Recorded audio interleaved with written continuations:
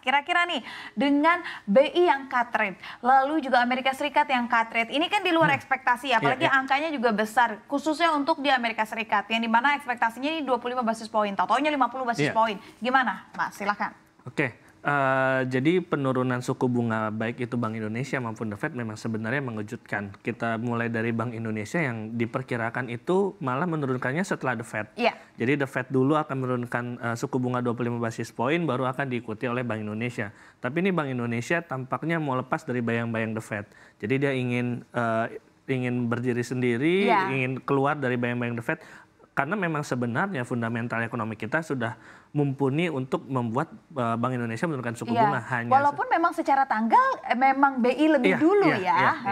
Tapi memang ini sebenarnya sebuah kejutan sih. Karena selain itu juga The Fed akhirnya 50 basis poin yang digadang-gadang hanya menurunkan 25 basis poin. Dan ini sebenarnya bisa membawa angin segar bagi pasar keuangan Indonesia. Dan ini sudah terlihat di mana rupiah mencapai 15.200, kemudian IHSG bahkan sampai ke level menyentuh 8.000 walaupun akhirnya balik lagi ke 7.900. Ini yang membuat pasar keuangan Indonesia itu semakin segar aja gitu. Namun di balik itu sebenarnya tidak hanya pasar keuangan yang diuntungkan, tapi juga sektor real juga diuntungkan. Dan ini sebenarnya akan berdampak juga bagi masyarakat Indonesia di mana ketika suku bunga itu menjadi lebih rendah, kita baik itu korporasi, baik itu UMKM maupun consumer retail itu bisa mendapatkan bunga kredit yang lebih murah juga.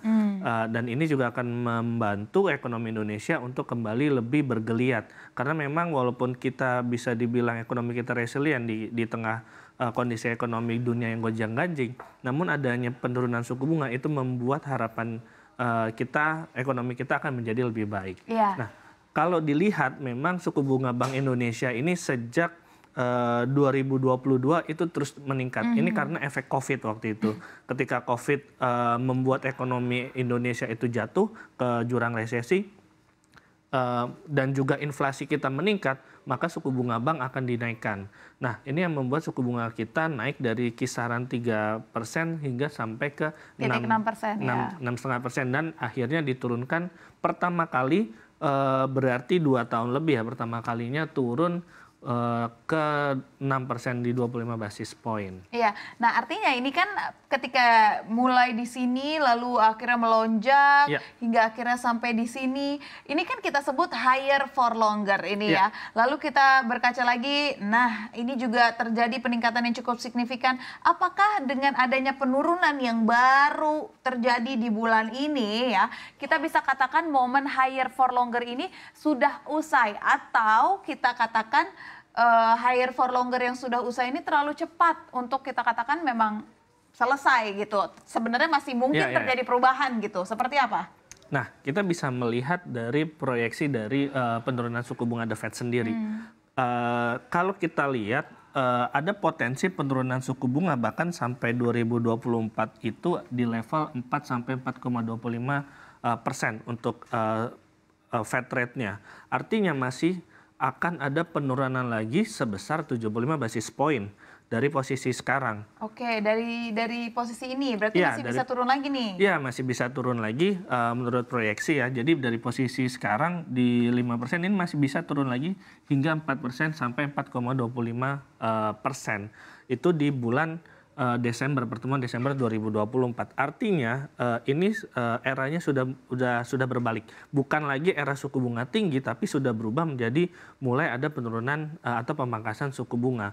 Ini tujuannya memang untuk membuat ekonomi menjadi lebih bergairah lagi. Karena kalau misalnya suku bunga tinggi, orang cenderung lebih baik nyimpen di bank dengan suku bunga yang lebih tinggi, lebih aman dibandingkan kemudian melakukan ekspansi karena kredit juga makin mahal, terus juga ketika bunga kredit mahal kondisi ekonomi juga lagi kurang baik, jadi lebih save-nya ke deposito aja kan dapat untungnya lebih gede. Nah, kalau kita lihat proyeksi 2025 bahkan itu proyeksinya pada bulan Juli itu suku bunga The Fed itu di angka 2,5 sampai 2,75% untuk Fed rate-nya. Artinya penurunan ini masih akan terus berlanjut dan The Fed ini juga akan diikuti oleh Bank Indonesia. Sehingga penurunan suku bunga Bank Indonesia diperkirakan akan lebih masif lagi di tahun 2025. Dan tentu saja ini akan membuat pasar keuangan kita akan lebih bergeliat lagi, akan dipandang optimis.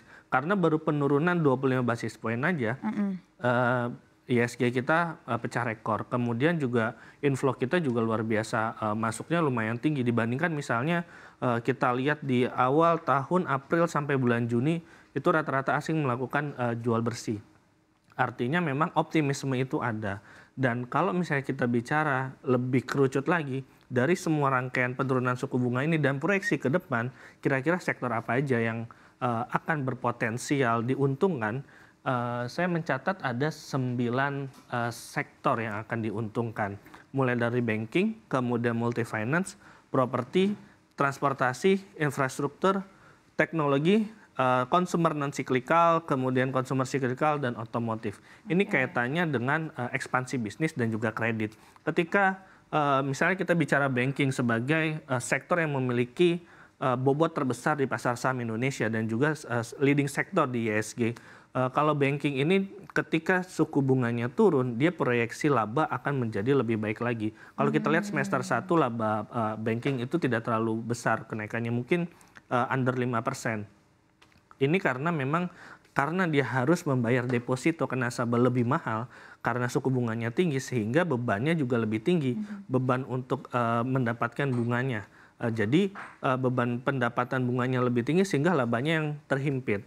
Ketika suku bunganya rendah, orang juga akan lebih ekspansi sehingga dia mulai mengeluarkan tabungan untuk membuka bisnis, untuk berekspansi lebih luas lagi dan juga lebih berani mengambil kredit. Nah, ini akan membuat laba dari perbankan itu juga akan lebih bergeliat lagi ke depan atau lebih melonjak lagi ke depan. Nah, ini yang membuat sektor ini akan diuntungkan. Nah, sedangkan sektor multi-finance dan properti sebenarnya masih ada hubungan dengan banking. Ya, karena artinya pinjaman, KPR, semuanya harusnya persentase pinjaman itu akan lebih ringan ya. Tetapi ada juga yang berpikiran, dan ini juga berdasarkan diskusi-diskusi saya sebelumnya dengan perbankan dan para pemilik properti, biasanya respon dari penurunan suku bunga itu tidak langsung direspon dengan penurunan angka-angka persentase KPR, persentase loan dari cicilan dan segala macam. Jadi biasanya tuh nggak langsung turun tuh, gimana tuh? Iya benar, biasanya itu 3-6 bulan baru kemudian kita bisa dapat bunga yang lebih murah. Namun kalau kita bicara pasar keuangan atau pasar saham misalnya, itu akan bergerak lebih dulu dibandingkan realnya karena market akan memforecast apa yang akan terjadi ke depan. Jadi proyeksi di depan itu di price in terlebih dahulu sekarang. Makanya kondisi IHSG, harga saham gabungan, kemudian emiten perbankan, itu harga sahamnya naik semua.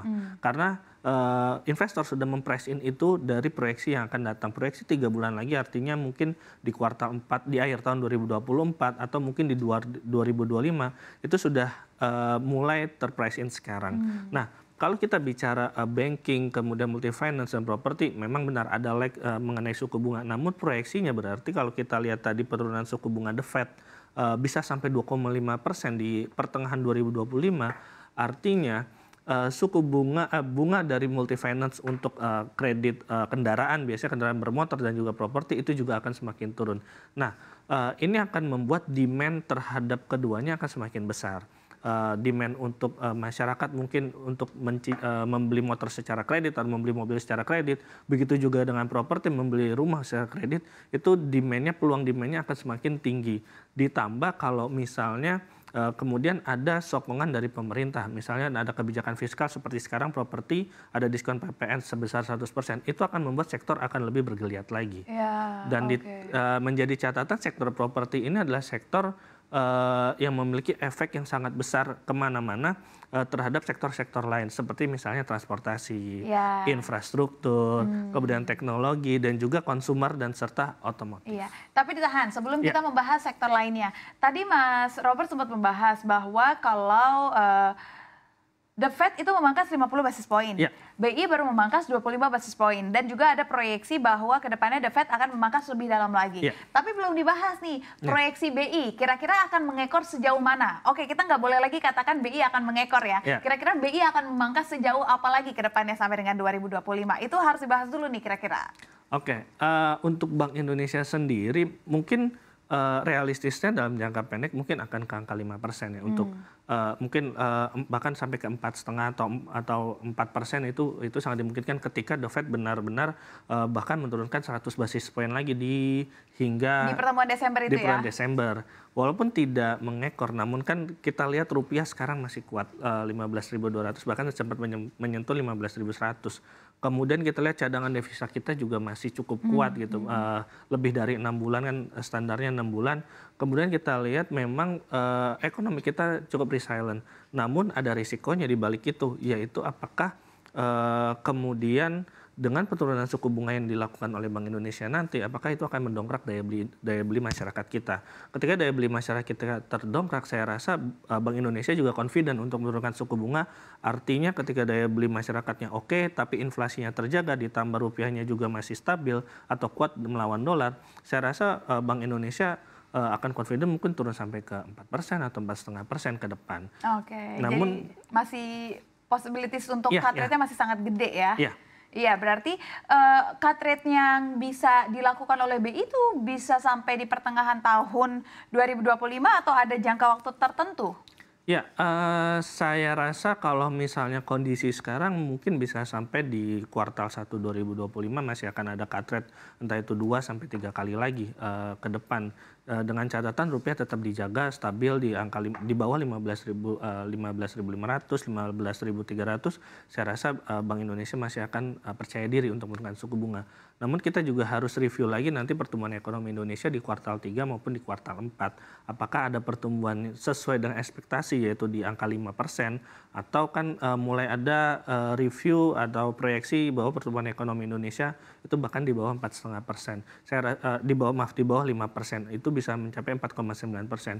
Saya rasa kalau misalnya pertumbuhan ekonomi Indonesia di 4,9%, namun rupiahnya stabil dan cadangan devisa kita oke, saya rasa Bank Indonesia akan menurunkan suku bunga mungkin lebih dalam lagi untuk menggenjot ekonomi. Itu yang kemudian biasanya itu normal dilakukan ya ketika ekonominya stuck, namun kondisinya sebenarnya baik-baik saja seperti rupiahnya stabil, kemudian cadangan devisa oke, neraca dagangnya oke. Saya rasa Bank Indonesia bisa berperan di situ untuk dari segi moneternya, yaitu menurunkan suku bunganya lebih dalam lagi sehingga korporasi baik itu maupun UMKM maupun masyarakat kita lebih berani menggenjot konsumsinya. Korporasi untuk kemudian ekspansi, kemudian kita retail atau individu lebih sering belanja lagi sehingga pertumbuhan ekonomi kita yang 50 bisa jalan lagi karena kita PDB kita bergerak atas konsumsi lebih banyak. Oke, baik.